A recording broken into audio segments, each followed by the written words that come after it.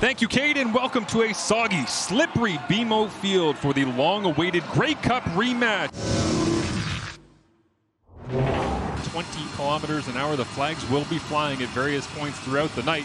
Collaros will throw for the first time here into those conditions. Pressure is on, and the Argonauts get home early and often as they have all season. As that one is Lirim Hajrullahu flying in and making the play. Cameron Dukes, who started the first part of last year, released at the end of camp. Oh, they'll throw it backwards here. The lefty, Janarian Grant, on the double pass. He hung it up, and it falls into the waiting arms of Damonte Coxie.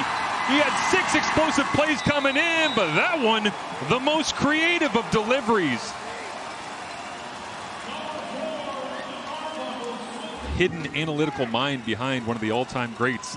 Pass rushing off the edge, but he stands on the sideline here as Arbuckle pumps and now looks to throw over the top. In the air, on the money. Damonte Coxie, touchdown Argos.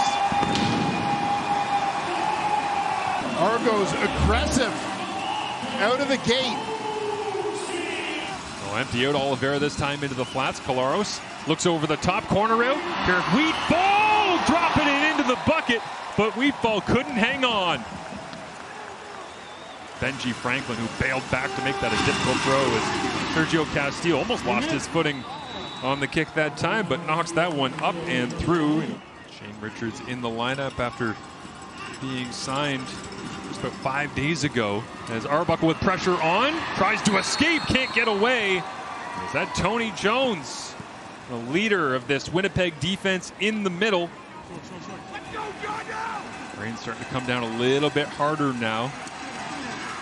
Return after a 30-yard ball out of bounds, and the Argonauts, the last to touch it, is about to say Brandon Calvert down the field after a 50-yard punt at the 30-yard line. About 20 pounds and 5 inches difference, not to mention the length, as the field goal is up and good for Lirim Hajrullahu. Yeah, I mean, if there's any gross stuff, I'm not eating it. I believe that's a different ship. Oh, ball's out as it pops onto the ground here, picked up by Winnipeg, and James Botters rumble into the end zone. It's wet, it's sloppy, it's slippery, and it's a Bombers touchdown.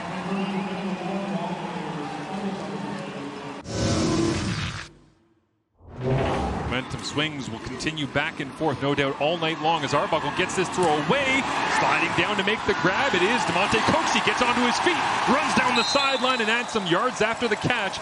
And on second down and very long last November, here in the rematch, making plays again as Arbuckle looks into the end zone. Open touchdown, Argonauts. Tavares Daniels has his second of the season, and Arbuckle's got 2 at the start of Q2. You're generally going to get positive or desired outcomes. Give a handoff inside. Kalen Leyburn breaks across the plane. It's the 30 to 25, and finally Griffin pushes him out of bounds.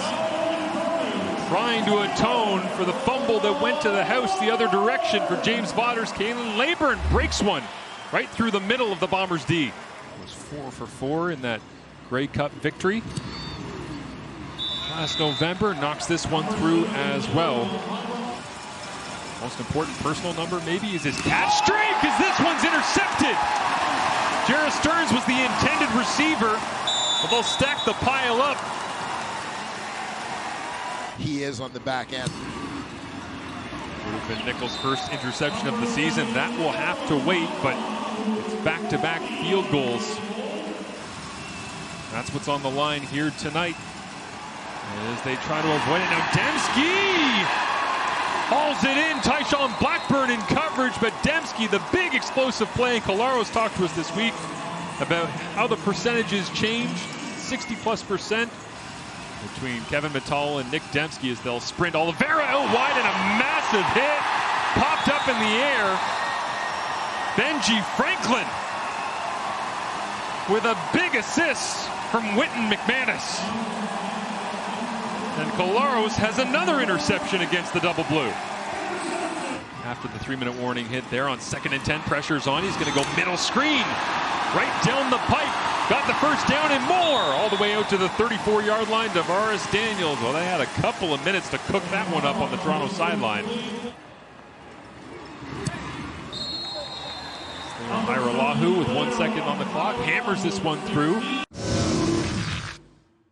As Matthew Shinetti is at field level, has more on Zach Collaros. Matthew? Yeah, guys, so far Zach Collaros has not come out of the Bombers' locker room. Conspicuously, Jarius Jackson was late coming to the sidelines. I'm not tying that to the Collaros situation, but it certainly was conspicuous. Hajrullahu knocks it through, and Willie J told us this week he wants to leave a legacy that's hard to catch. Strevler rips this shot into the hole in between zones. Benji Franklin comes in to get Stearns, but that is a clutch conversion on second down. More than the average player, Zach hates missing time. Yeah. He's missed more than enough as Strevler steps in, checks it down to Brady Oliveira on 2nd and 10. And a powerful run by Brady O. Down to the 30-yard line that time. It's good for 16 yards and a first down conversion. Well, it's got that kind of gritty feel to it right now for number 17 as he tries to get the ball snapped on time.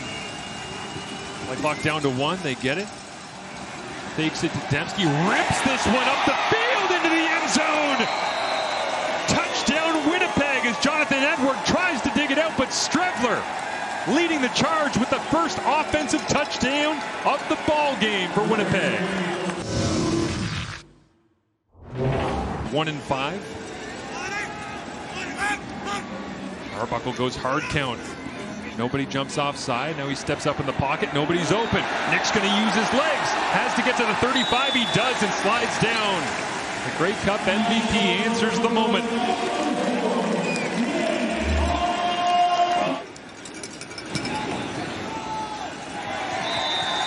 Plant foot stays steady, and the right foot never in question.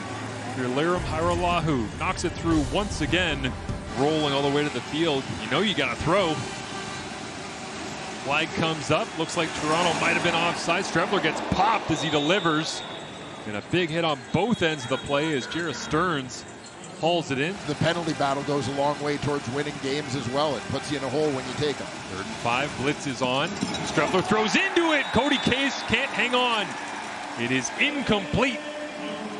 Mike O'Shea and Ryan Dinwiddie will meet at midfield. And Nick Arbuckle, with all the pressure and expectations swirling around of the return of Chad Kelly, Arbuckle just continues to put his head down.